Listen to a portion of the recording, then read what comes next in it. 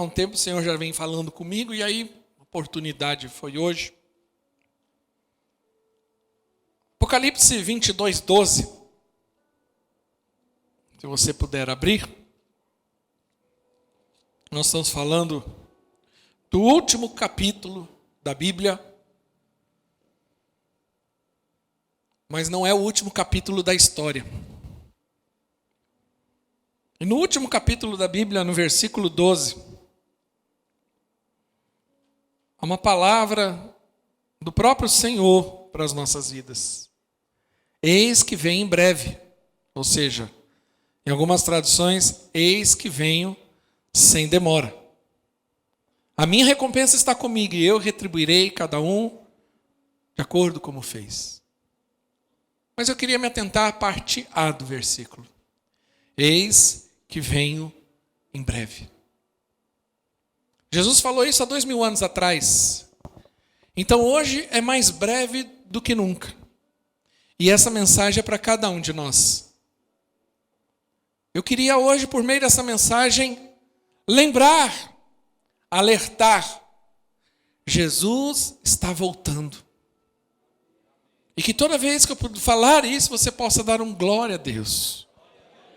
Porque Jesus está voltando, eis que vem em breve. Você lê as Escrituras, e as Escrituras têm as promessas do Senhor, o projeto de Deus para o homem, desde a eternidade até a eternidade. E Deus está falando, eis que vem em breve.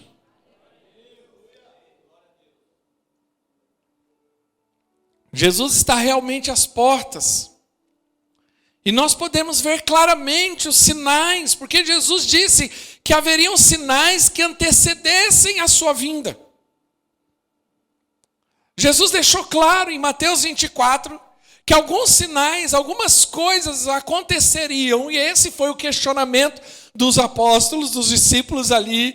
Quando isso vai acontecer? Como isso vai acontecer? E Jesus, por meio do capítulo 24 ali de Mateus, ele começa a dizer que alguns sinais aconteceriam, que era para nós ficarmos alertas, percebendo. Olha, abre os olhos, perceba, porque quando isso começar a acontecer, estarei mais perto do que nunca. Então quero ler o capítulo 24 com os irmãos Mateus. Abra comigo lá. Versículo 1. Diz assim: Jesus saiu do templo. Enquanto caminhavam, seus discípulos aproximaram-se dele para lhe mostrar as construções do templo. Você está vendo tudo isso? Perguntou ele. Eu lhes garanto que não ficará aqui pedra sobre pedra. Serão todas derrubadas. Tendo Jesus se assentado no Monte das Oliveiras, os discípulos dirigiam-se a ele em particular e disseram: dize-nos quando acontecerão essas coisas? Qual será o sinal da tua vinda e do fim dos tempos? Jesus respondeu: cuidado, que ninguém vos engane, pois muitos virão em meu nome dizendo eu sou o Cristo, e enganarão a muitos.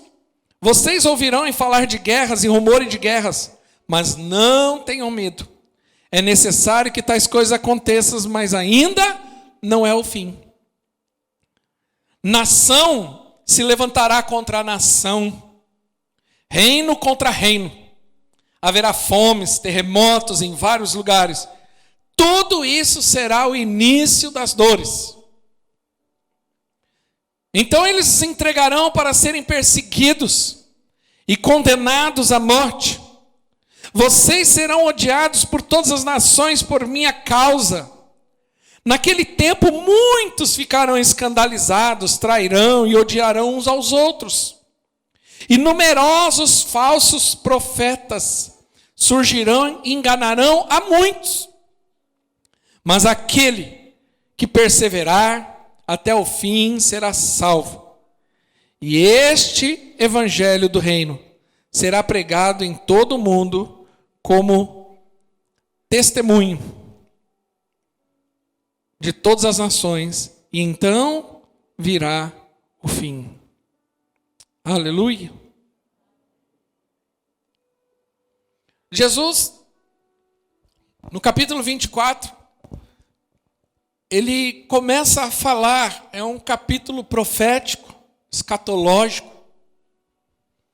E ele começa a deixar claro ali, ele já está quase no final do seu ministério, ali nos últimos momentos, antes da crucificação. Então ali Jesus já começa a escancarar um pouco o propósito. E ali ele começa a dizer, olha, vai acontecer algumas coisas. Eu vou morrer, vou ressuscitar e vou para o céu. Mas eu vou voltar e vou buscar a minha igreja. E ele começa a dizer de alguns sinais que antecederiam a sua volta. E eu queria falar desses sinais hoje. O primeiro sinal que Jesus nos ensina aqui, que é para nós ficarmos atentos, é o sinal dos falsos mestres. O versículo 4 e 5 diz assim: dize-nos quando acontecerão essas coisas e qual será o sinal da tua vinda e do fim dos tempos. E Jesus respondeu, cuidado que ninguém os engane, pois muitos virão em meu nome dizendo eu sou o Cristo e enganarão a muitos. O primeiro sinal da volta de Jesus, da iminência da sua volta, é o espírito de engano tomando conta. São os falsos profetas. São aqueles que se levantarão dizendo que são de Deus, mas não são. E o sinal do falso profeta é que ele traz engano. Ele traz confusão. Ele não ensina a verdade. Ele usurpa a noiva. Ele usa a igreja. Ele ensina uma mentira e não expõe a verdade. Um sinal do falso profeta é que ele ensina algo que ele não vive. Esses são os sinais de um falso profeta. E é interessante, porque alguns podem dizer assim, mas pastor, na história sempre aconteceu isso. Sim, é verdade.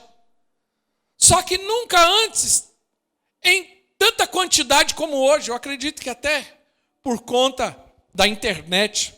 A internet ela é uma bênção, né? Mas ela também traz um problema. Porque na internet ela acaba dando voz a todos, inclusive aos idiotas, aos imbecis e aos falsos profetas. Então tem muita gente falando besteira. E como ele vem transvestido de Deus, né? Se coloca Deus ali. Então, muitos às vezes, por falta de entendimento, por falta de sabedoria, é de Deus. Falou que é de Deus, então é de Deus. Mas ele não tem um critério bíblico para definir o que é de Deus ou o que não é de Deus. E ele está falando, olha, muitos serão enganados. O espírito do falso profeta, ele é um espírito de engano. E infelizmente é o que nós temos visto nos dias de hoje. Um espírito de engano. Muita gente pregando o que não é Bíblia. Pregando uma Bíblia diferente do que aquilo que a Bíblia diz que é. Um evangelho que não é evangelho. Dizendo ter uma autoridade que não tem.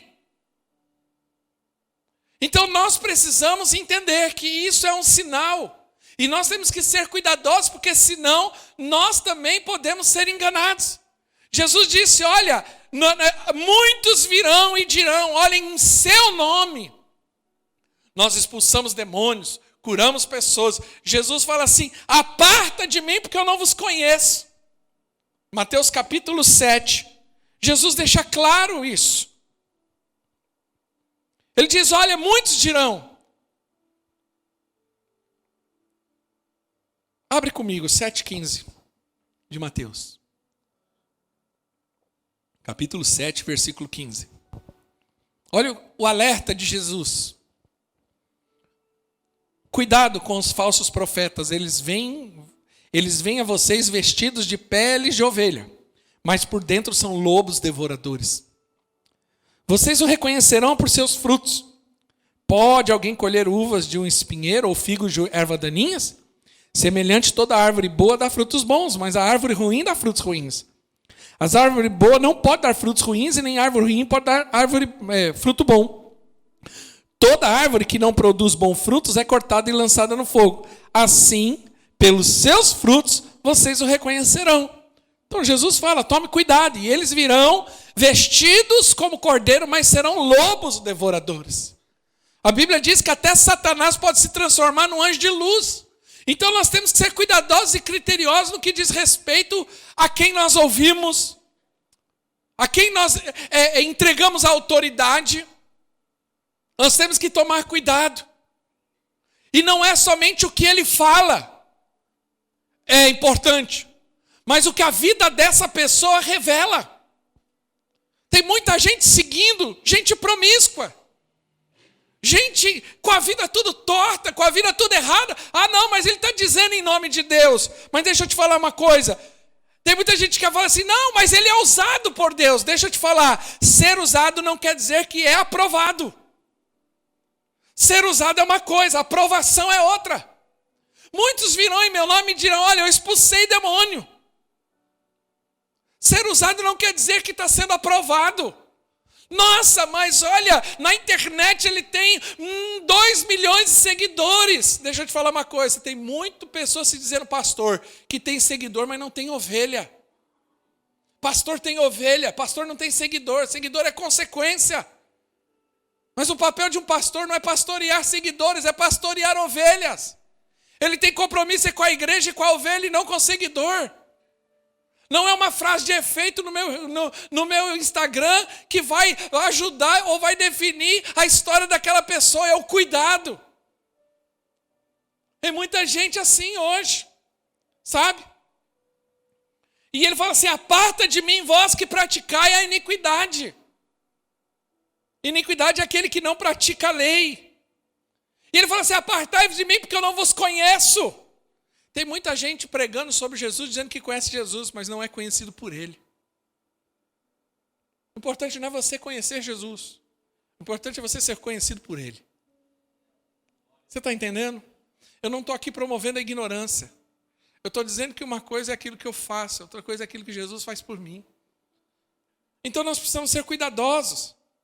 Segundo Pedro, capítulo 1, versículo 19. Segunda carta de Pedro.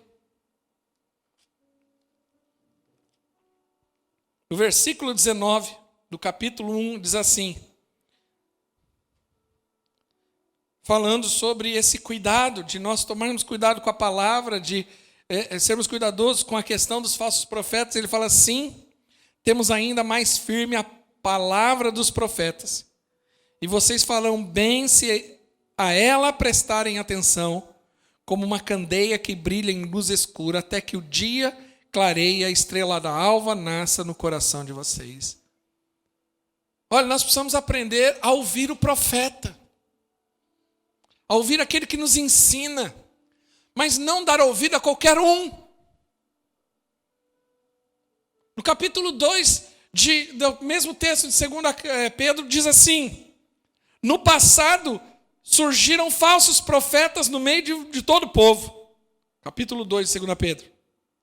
Como também surgirão entre vocês falsos mestres e introduzirão secretamente heresias destruidoras, chegando a negar o soberano que os resgatou, trazendo sobre si mesmo repentina destruição. Então, muitas vezes os falsos profetas, os falsos mestres, transvestidos de pastores, transvestidos de ovelhas, mas são lobos devoradores, eles começam a introduzir ali heresias destruidoras no meio da igreja. E nós precisamos ter muito cuidado com a palavra de Deus e ter conhecimento da palavra, da estrutura teológica, do ensino das Escrituras, para que a gente não seja enganado, porque eles vêm e começam a introduzir secretamente, ou ali sutilmente. Essa semana vim de uma igreja que até, no início do meu ministério, era até uma referência para mim, o pastor dessa igreja. Mas aí ele foi tomando uns caminhos que não são bíblicos, e a semana ali dizendo que a igreja agora é inclusiva. E ali, não querendo mais falar sobre o pecado da promiscuidade, da homossexualidade. Agora nós somos uma igreja inclusiva. Nós não mais somos uma igreja profética, no sentido porque o papel da igreja é apontar, é confrontar o pecado e não aceitar o pecado. O pecador é amado, mas o pecado é algo que Deus odeia. E nós precisamos estar firmes nisso. Que há muito engano, muita mentira sendo introduzida na igreja. Muitos ensinando uma graça que não é graça. Muitos pregando lei que Jesus não disse que para pregar. Então nós precisamos tomar cuidado para que não sejamos enganados pelos falsos profetas.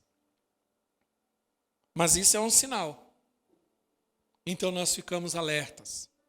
O segundo sinal da volta do Senhor é o princípio das dores. Volta lá em Mateus 24, do versículo 6 ao 8. Diz assim: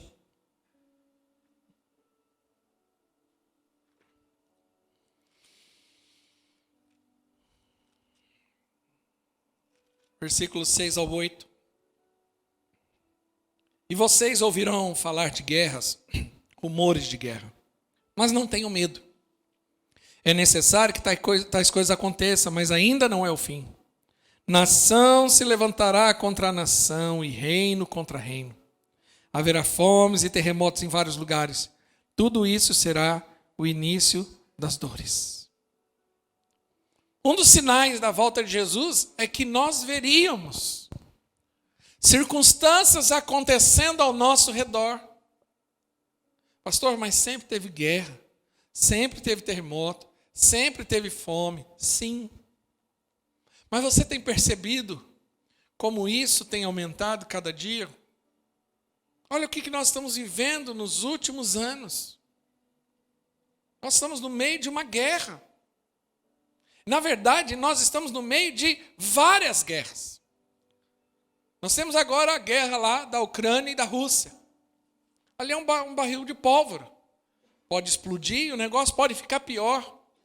Uma bomba errada ali, porque como são países que fazem fronteira com muitos países, um míssil mal direcionado caindo no lugar errado, irmão, pode explodir um negócio de doido. Se você não sabe, a Primeira Guerra Mundial começou de uma forma tola. O assassinato lá do arquiduque Ferdinando, se eu não estou enganado. Assassinato lá, e aquilo entrou, acabou com o mundo todo em guerra. Uma coisa errada, uma bomba, alguém morto de forma errada. Nós estamos vendo uma guerra cultural. Nós estamos vivendo uma guerra cultural, vou falar isso um pouco mais para frente. Uma guerra ideológica. Nós estamos vendo aqui fome. Apesar da toda a tecnologia, porque hoje nós estamos vivendo um tempo onde a tecnologia faz produzir alimento onde não podia ser produzido. O Brasil é um exemplo disso. O Cerrado era um lugar que não dava nada, não se colhia nada. E os engenheiros lá conseguiram fazer produzir, e hoje o Brasil mesmo alimenta 1 bilhão de pessoas no mundo inteiro. Uma grande parte da população mundial é alimentada porque o Brasil produz alimento de uma forma como outros países não produzem. A tecnologia faz isso. E apesar da tecnologia fazer isso, aumentou o número de gente passando fome. Olha a inflação, e isso não é local, não me vem, mas isso é o mundo todo. Isso por causa de pandemia, isso por causa de guerra, tudo isso está causando isso. A Europa está passando dificuldade, Estados Unidos, grandes potências estão passando dificuldade. E quando fala-se potência passando dificuldade, tem uma frase que eu gosto muito que diz assim: em briga de elefante, quem sofre é a grama. Quem sofre é o mais pobre, é o mais necessitado. Nós temos visto aí, e pagando a conta disso tudo, de uma confusão que não é nossa. Mas o que tem a ver a confusão lá do Putin com não sei o quê? Por que eu agora tenho que chegar no posto de gasolina e pagar mais caro? Por que eu chego no mercado e tenho que pagar mais caro? Por causa disso, porque tudo afeta. Agora, a fome aumentou, apesar da tecnologia. Apesar da tecnologia, nós temos remédio para tudo. Nós acabamos de sair de uma pandemia que matou um monte de gente. Olha aí. E cada dia que você liga lá, que você entra numa notícia, eles estão falando de uma nova pandemia, de um novo vírus que pode vir uma coisa pior, e o medo, e assim por diante. Aí é variante do vírus, é a varíola do macaco, daqui a pouco vai ter, né, já tivemos a febre do frango, a gripe do frango, do porco, do macaco, daqui a pouco, né, nós temos aí os atribulados. Então, assim, isso são sinais. Não dá para a gente ignorar, irmãos. Não dá para a gente olhar para tudo isso e fingir que nada está acontecendo. Isso aqui Jesus falou, olha, é um alerta. Mas ele mesmo no texto diz, não tenham medo. Isso é o princípio das dores. Se você acha que isso está ruim, não quer dizer uma coisa, vai piorar. Eu não posso te dar esperança onde não tem esperança nesse aspecto. A igreja será abençoada, mas eu quero te dizer uma coisa. Vai piorar para muita gente. É nesse período que a gente vê provisão, é nesse período que a gente vê milagre de Deus, e nós vamos viver muita coisa sobrenatural, mas eu quero te dizer uma coisa, o mundo vai de mal a pior. E Jesus falou, não é o fim, e não tenham medo. Foi o que Jesus fala. Olha o versículo seguinte. Tudo isso será o início das dores. Isso é só o início. Então isso aqui é para que a gente fique alerta. Terceiro sinal é a multiplicação da iniquidade. Olha o versículo 12. Devido ao aumento da maldade, o amor de muitos esfriará.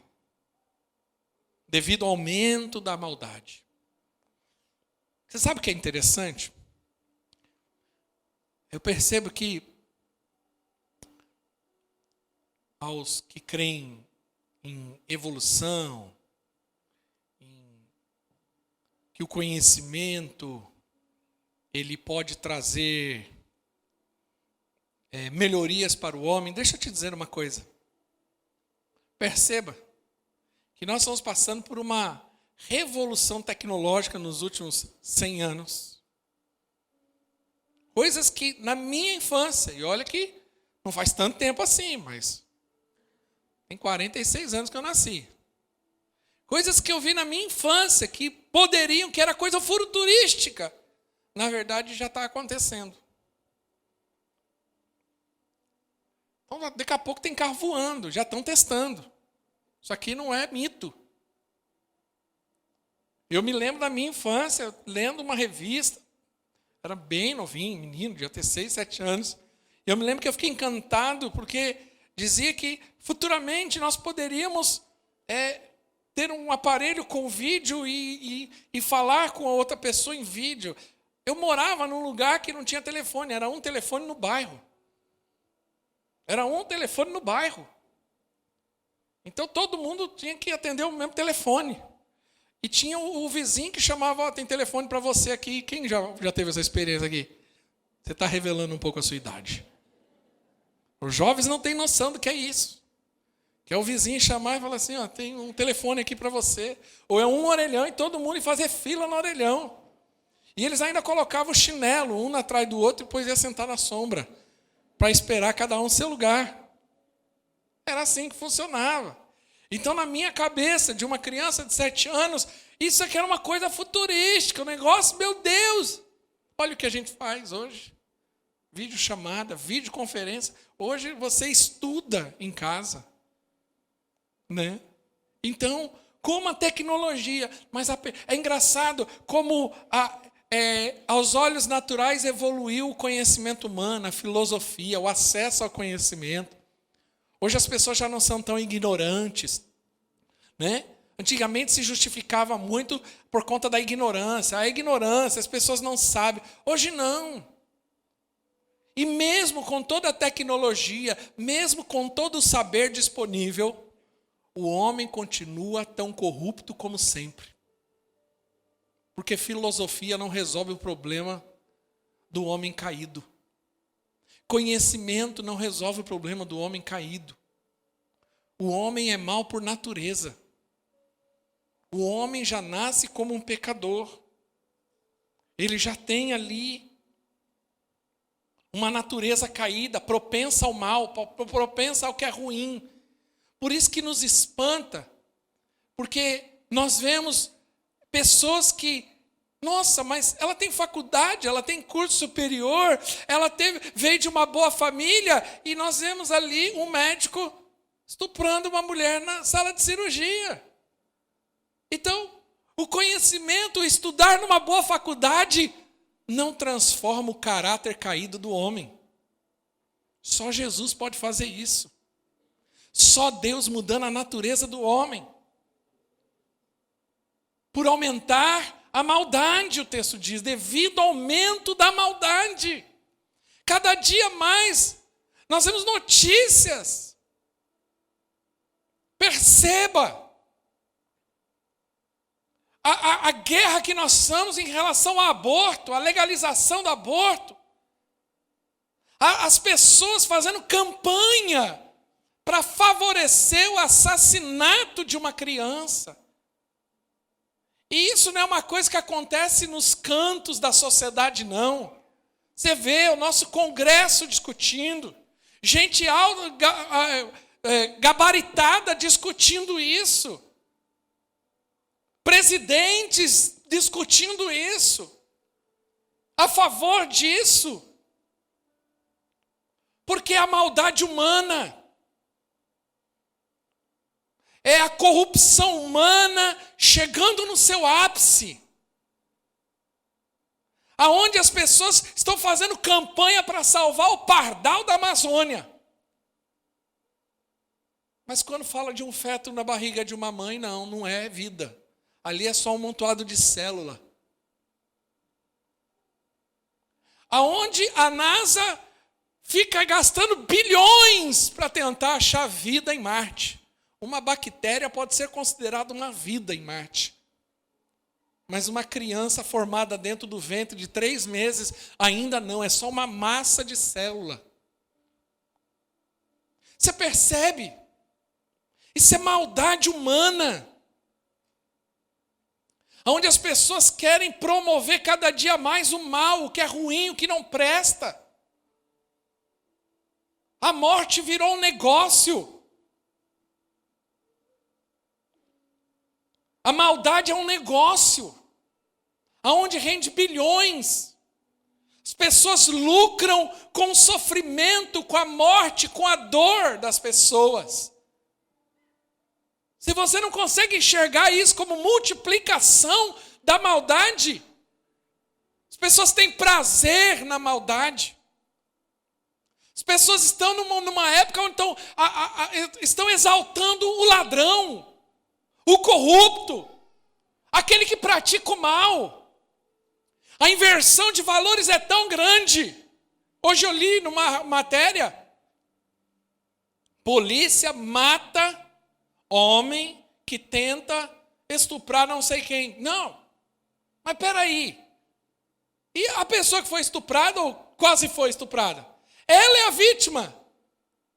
Não, mas é a vitimização de quem é o bandido. Isso é a multiplicação da maldade. A exaltação do sem caráter.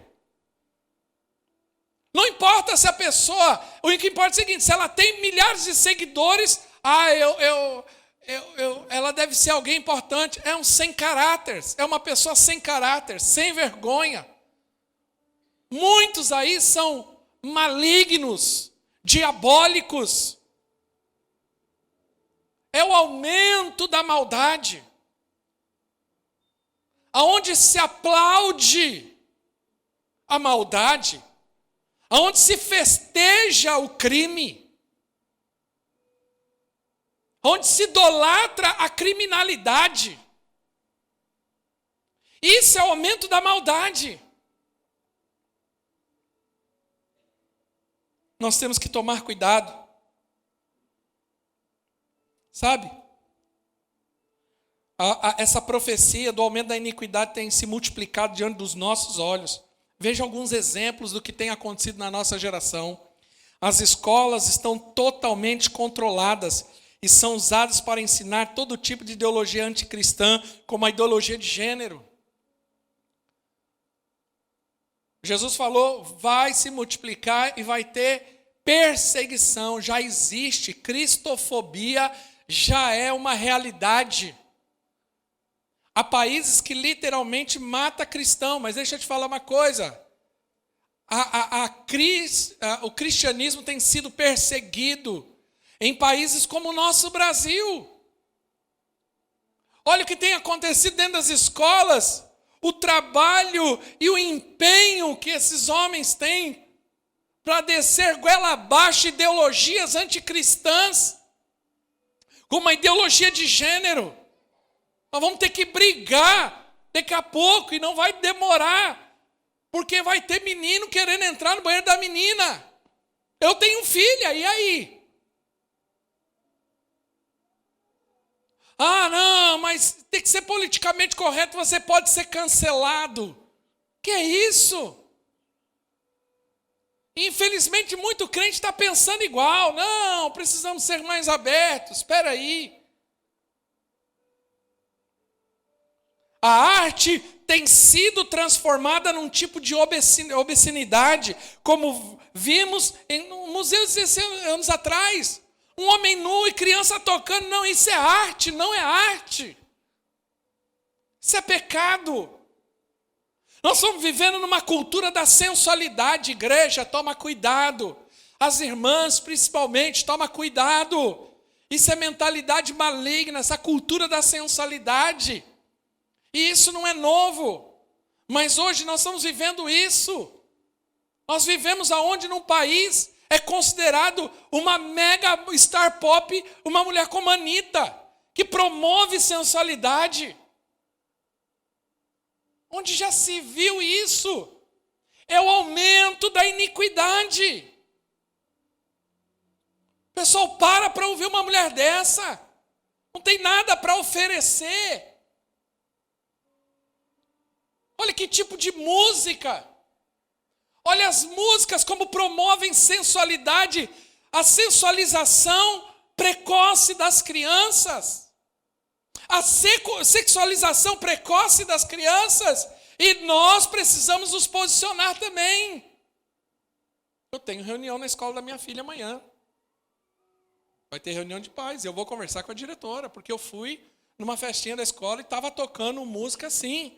Não é lugar para tocar. Músicas promíscuas. Não devemos, nós precisamos nos posicionar. Vou conversar com a diretora. Falo, diretora, vocês têm que pensar bem aqui na playlist de vocês.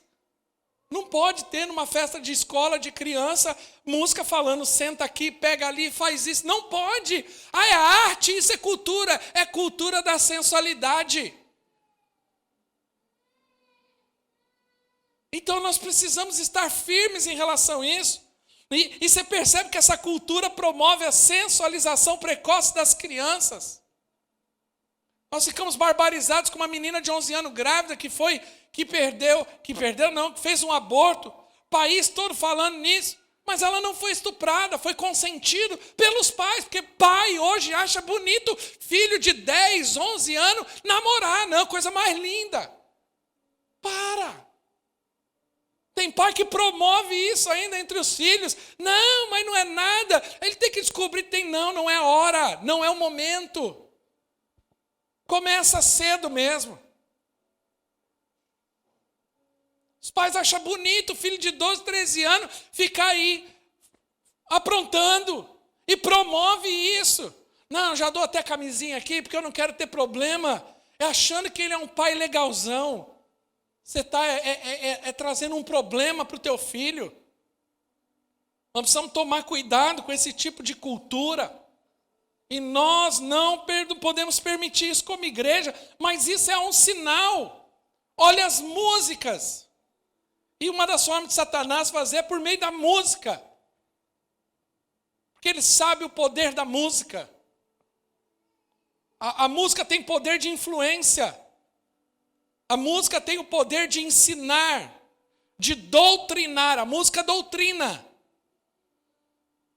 Então nós temos que ser cuidadosos. Que tipo de música você ouve na casa? Que tipo de música você permite que seus filhos ouçam? Esses funks. Isso não é música, isso não é arte. É o seu filho sendo doutrinado para a sexualização precoce. Hoje, tentar coibir a pornografia é mostrado como uma violação de liberdade de expressão e liberdade de imprensa. Esses dias a Porta do Fundo fez um filme zombando de Jesus, mas se a gente fizer um filme zombando de homossexual, pelo amor de Deus, vira um inferno a vida de quem faz isso. Pegar Jesus lá na Sapucaí e arrastar ele, não, isso é arte. Isso é arte. Nós temos que tomar cuidado, igreja. Isso é um sinal. Estão apresentando a homossexualidade, a degeneração e a promiscuidade como algo normal, natural e saudável. É o que a sociedade está fazendo hoje, descendo goela abaixo. E, infelizmente, tem muito crente entrando nessa conversa. Olha o que o feminismo fez. O que o feminismo fez para a mulher? Nada de bom. Eu fico pensando, estava pensando nesses dias. Eu vejo, meu Deus do céu. As mulheres lutam como guerreiras para defender a sua posição, para serem respeitadas como mulheres, para não serem vistos como objetos. Mas aí no final de semana, nas festas, rebola até o chão, requebra.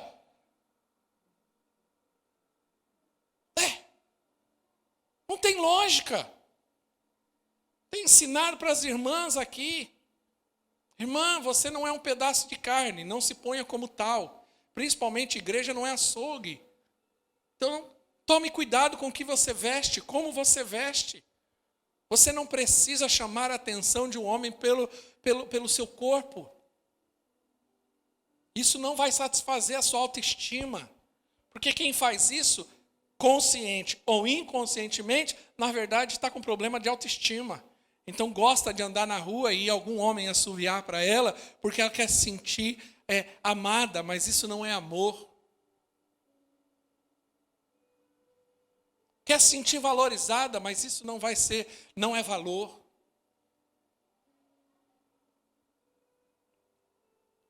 Olha capítulo 1 de Romanos. Olha o que Deus fala sobre Romanos capítulo 1, sobre a promiscuidade.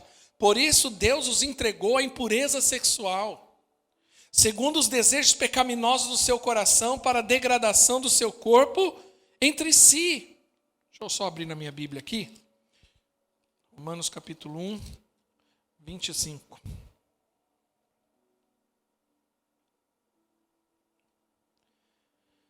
Trocaram a verdade de Deus pela mentira e adoraram e serviram as coisas e seres criados em lugar do Criador, que é bendito para sempre. Amém.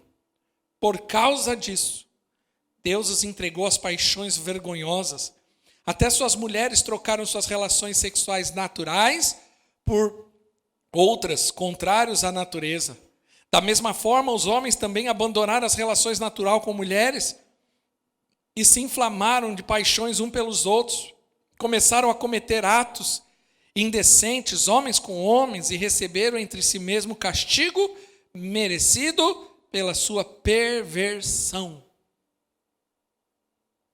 Há uma ira de Deus sobre a perversão. E a Bíblia diz que Deus os entregou a esse tipo de condição. Sabe, há uma campanha mundial pela legalização da maconha.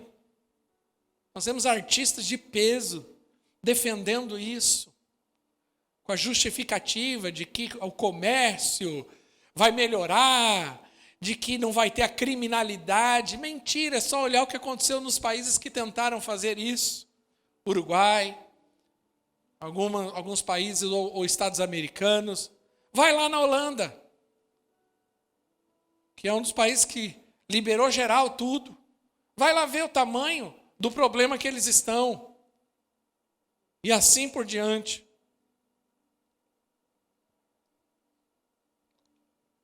Por isso que há um levante, há uma tentativa de ensinar sobre ateísmo. Porque a sociedade quer empurrar de tudo quanto é forma e ensinar o ateísmo. Porque uma sociedade sem Deus é uma sociedade sem parâmetros. Você entende a jogada que está por trás disso? Uma sociedade sem Deus é uma sociedade sem parâmetro. O cristianismo nos dá parâmetro. Nós vivemos um levante e essa guerra que eu acho que é a pior guerra que nós estamos. É a guerra mais destruidora, que quer destruir as bases da sociedade moderna. Que é a guerra contra... São 3 pilares. Estava falando ontem no jantar de casais com o pastor Edmar e com o que estava na mesa. Estão querendo destruir a filosofia grega. Combatem isso. Estão querendo destruir a justiça romana, que fala do direito próprio, do direito à propriedade. Estão querendo destruir a moral judaico-cristã, que é o que dá parâmetro para a sociedade. Quando você tira esses 3 pilares, por isso que a sociedade ocidental está ruindo. Por isso que os países que são ricos, países riquíssimos, países com taxa de analfabetismo praticamente em 0, países considerados de primeiro mundo, estão todos ruindo por dentro, todos em decadência moral, espiritual, financeira. Os governos não estão conseguindo mais lidar e controlar mais nada. Há um descontrole, há um desgoverno. Sabe por quê? Porque perdeu-se as bases da moralidade. E aí a sociedade está implodindo.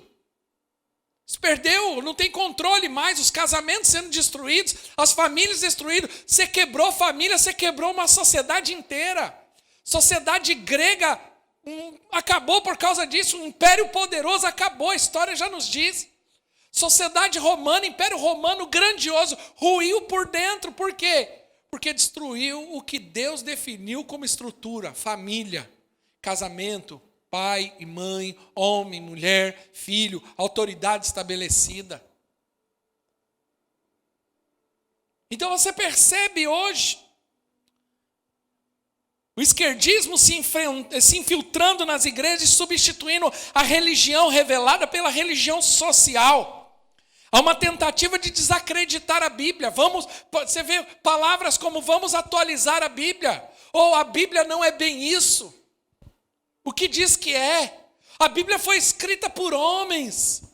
Então ela pode conter falhas. É o tempo todo atacando a Bíblia e atacando Jesus. Nós vemos uma campanha contra a igreja, contra a palavra, contra o ensino. Perseguição, cancelamento, hoje é uma cultura do cancelamento. Você falou mal, pronto, te cancelam. Destrói a sua reputação. Por quê? Porque é diabólico, isso é o aumento da iniquidade. É uma troca de valores, o que é certo se tornou errado, o que é errado se tornou certo. O bandido virou mocinho e o mocinho virou ladrão. Hoje para uma jovem, e eu sei disso, uma jovem hoje da escola e dizer que não beija, que não faz sexo, que não tem relação, que não fica com ninguém, ela pode ser até colocada de lado. Um menino hoje, jovem dentro da escola, que não fica, que não beija, que não tem relação sexual, ele pode até ser colocado como, ele pode até ser cancelado, mas eu quero dizer a vocês, fiquem firmes no Senhor. Fiquem firmes, o Senhor vai honrar a santidade de vocês. Hoje, você tem um casamento duradouro de 20, 30, 40 anos, parece anormal. Nossa, você vai estar casado tanto tempo assim? Te questionam, mas com o mesmo? Mesmo. Olha, você se sente até estranha. Fala, meu Deus, tem alguma coisa errada em mim? Por quê? Você, estou no 3º. E estou quase indo para o 4º. Entendeu? Porque há uma banalização do casamento, uma banalização do divórcio. Se casa por qualquer coisa, se divorcia por qualquer coisa. Isso é o aumento da iniquidade, a banalização daquilo que é valor para Deus. A santidade, a sexualidade, isso é valor para Deus. A moral, a ética, o correto. Isso é importante, isso é valor. Isso é o que nos dá estrutura como família, como igreja, como sociedade, como pessoa. Sem isso, vai ruir. Vai entrar em declínio. Mas Jesus falou, olha, vai acontecer. Vai acontecer, são um dos sinais. Sabe? Hoje, o pensamento dominante, guarda isso, igreja. O pensamento dominante é tratar todos os problemas de comportamentos e problemas morais como distúrbios psiquiátricos dos quais ninguém, exceto psiquiatras, consegue entender e tratar. Vou repetir, igreja.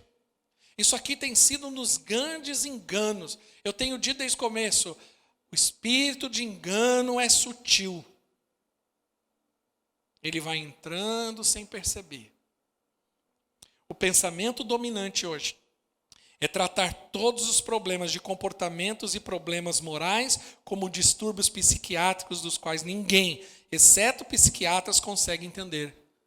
Eu nunca vi. Estou falando porque eu tenho vivido, minha esposa tem estudado, tem sido um dos... o tema do TCC dela da faculdade. Nunca vi tanto distúrbio para criança. É TTC, é TDAH, é ter não sei o quê, é ter não sei o quê. Olha, eu respeito alguns, mas a boa parte é falta de chinelada. É falta de pai e mãe. Entendeu? Eu respeito. Eu acho que há casos e casos. Mas hoje é o seguinte, a criança começa a dar problema, já dá uma síndrome para ela. E é muito mais cômodo, é muito mais confortável ter síndrome, porque aí eu não tenho responsabilidade. O pai não tem responsabilidade, ele joga tudo na culpa da síndrome. As meninas que trabalham com a escola me falam que é dentro das escolas. Porque é muito mais fácil falar, não, meu filho tem isso. Dá um comprimido, dá um sossega-leão, põe ele numa creche, deixa o dia inteiro lá e pronto. Afasta de mim o problema. Mas não quer educar. Não quer corrigir. Não, é porque ele tem... Não, o problema dele é moral. É moral. É problema de caráter. Não é problema de síndrome. E os pais não querem tratar o caráter. Entendeu? Porque dá trabalho. Exige. Desgasta. Cansa. E o pai já está tão cansado, ele fala, não. Deixa ele no iPhone dele que eu dei lá. E larga lá para os outros cuidar. Deixa para a avó, deixa para os outros, deixa para a igreja. Mas não, bater, o que é isso? Vou corrigir meu filho, tadinho, porque vai que dá alguma coisa nele.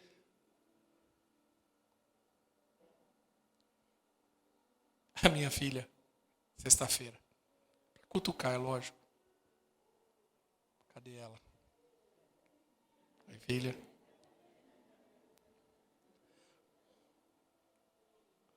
Sei que nós falamos que a gente queria enviar ela para o F-Hope. A gente quer mandar você para F-Hope. Onde que é? Ah, Santa Catarina. Ah, vou morar lá. Minha esposa virou e falou, vai morar na minha mão, na tua cara. Vai morar com essa idade, não. Vai morar com a minha mão na tua cara. Claro que ela faz para cutucar. E minha esposa, a resposta é rápida com ela. Corte rápido. Tramontina. Preciso encerrar a mensagem. Para levantar a plaquinha ali para mim acabar com a mensagem. Eu sei o que acontece nessa igreja. E o quarto sinal é que o amor de muitos esfriaria. E por se multiplicar a iniquidade, o amor se esfriará de quase todos. Hoje há uma banalização da pregação do evangelho. e simplesmente trocar o evangelho hoje pela autoajuda. Hoje, infelizmente, os coaches estão tendo mais influência do que os pastores de verdade. Eu acho que tudo tem o seu lugar. Mas nós precisamos entender qual é o lugar das coisas. Hoje, palavra boa é de autoajuda. Igreja boa é aquela que não me confronta. Eu posso continuar pecando, eu posso continuar sendo imoral, mas eu sou um vencedor. Eu posso continuar traindo a minha mulher e sendo um péssimo marido, mas eu sou mais que vencedor em Cristo Jesus. Eu posso continuar sendo promíscuo, aprontando, ficando com um monte de menininha, mas eu vou ser um vencedor em nome de Jesus, porque Deus me ama. É o evangelho da autoajuda. Muitos estão negando o evangelho genuíno, o evangelho do reino.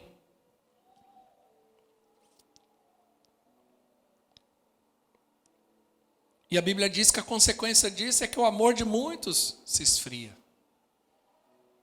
Igreja, toma cuidado.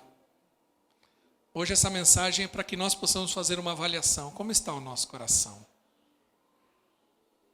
Será que eu estou entre as estatísticas da palavra de Deus? Hoje, será que nós não estamos vivendo um tempo como esse? Eu tenho dito isso, muito essa expressão, né? Coração refratário. A palavra não me toca, eu já me acostumei, hoje eu já ouvi. E eu acho, pessoalmente,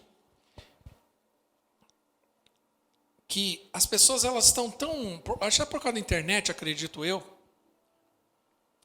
Eu confesso aos irmãos que eu não ouço muito. Eu sou muito criterioso, eu não fico ouvindo toda hora. Porque eu acho que as pessoas estão ouvindo tanta coisa hoje, que quando chega diante da verdade não tem mais espaço. Sabe, mais ou menos assim, imagine que você come um miojo às 11h40 da manhã, aí na hora que chega ao meio-dia, a comida de verdade está na mesa, você fala assim, vou começar um pouquinho, porque eu estou meio satisfeito. Estar satisfeito não quer dizer que você esteja alimentado. Estar satisfeito não quer dizer que você esteja nutrido. O miojo pode te satisfazer, mas ele não vai te nutrir. Esse é o perigo desse evangelho que estão pregando. É um evangelho motivacional. Aí faz o vídeo, uma frase. Hoje, você percebe, irmão, acorda. Hoje as mensagens são de muita frase de efeito. Eu ouço, às vezes eu paro para ouvir e falo, meu Deus do céu.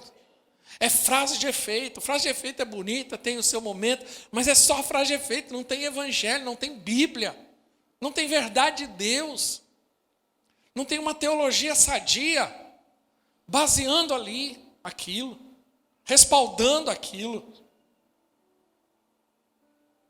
Nós temos que ser cuidadosos, e isso está fazendo com o coração de muitos, porque também nós temos visto um tanto de escândalo. E aí, os escândalos fazem com que o nosso coração se esfrie. Aí a Bíblia diz que muitos... Deixa eu voltar em Mateus, que eu acho que aquele texto de Mateus é tão rico. Mateus diz assim... Aqui, versículo 10.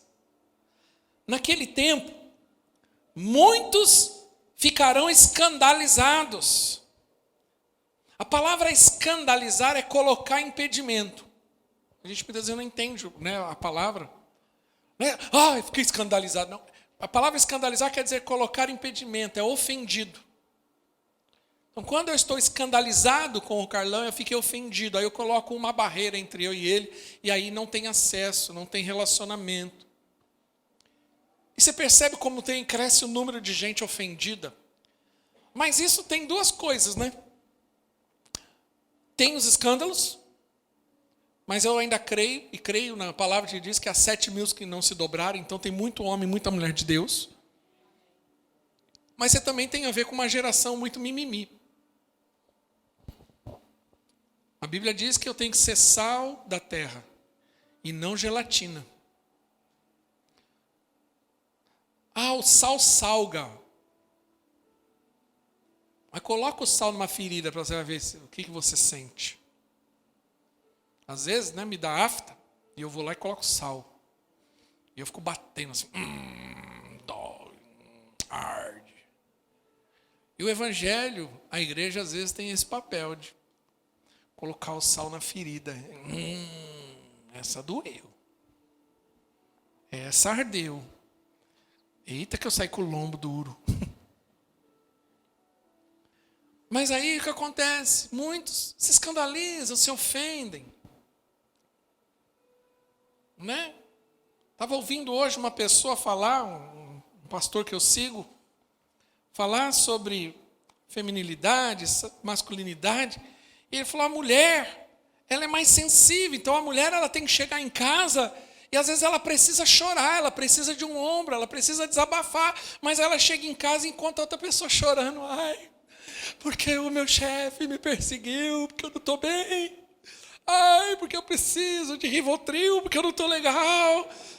Cara, a mulher não tem um homem dentro de casa, tem um banana. Entendeu? Ela não pode.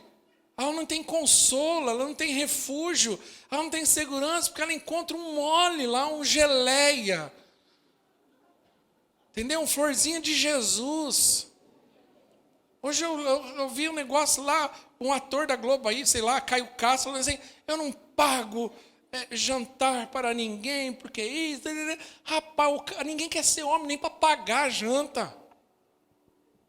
Homem paga as contas, e não é só a janta não, é tudo. Não, minha mulher tem que sair para trabalhar porque ela tem... Não, irmã, você, o homem tem que pagar tudo.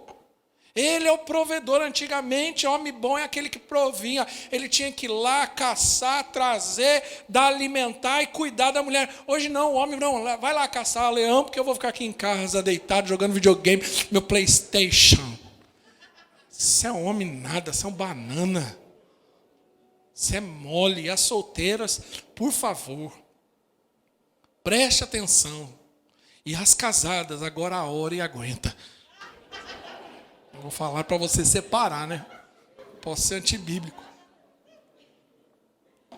Mas é isso hoje. E aí o coração das pessoas são assim. Nós temos que tomar cuidado, porque hoje é o evangelho que tem sido ensinado. Não é o evangelho que faz o homem olhar para cima, mas é o evangelho que faz o homem olhar para a terra. O evangelho bom é aquele que vai te fazer rico, próspero, bem-sucedido, milhões de seguidores. Não importa se você vai para o céu, importa que você vai andar de carro novo. Precisamos ter cuidado para que não ensinamos nada que faça com que as pessoas fiquem mais apegadas a esse mundo. Nós somos como trigo que foi semeado neste mundo. Sabemos que o trigo está maduro quando a espiga, o caule e as outras partes se encurvam. É assim que acontece com o trigo. Quando ele está maduro, ele se encurva inteirinho e a sua raiz se solta. Por isso que a Bíblia diz que quando Jesus voltará, você é como o semeador que pega o trigo. Porque ele não está agarrado, ele não está enraizado nessa terra, mas ele está olhando para o céu. Nós estamos nessa fé e ele voltará. E eu queria concluir. Lucas capítulo 21, 34, a banda pode subir. Nós precisamos amar ao Senhor e amar a sua vinda. Amar o Evangelho. Amar aquilo que Deus ama. Deus ama a igreja. Irmãos, você já viu como tem gente se levantando e falando mal de igreja? E Jesus, ele não morreu, ele morreu pela igreja, aquele que é a igreja, ele edifica a igreja. É sério isso. O texto diz assim, acautelai-vos por vós mesmos. Vou ler esse texto aqui. Não tenham cuidado para não se sobrecarregar o coração de vocês de libertinagem, bebedeira e ansiedades da vida. E aquele dia venha sobre vocês inesperadamente. Próximo.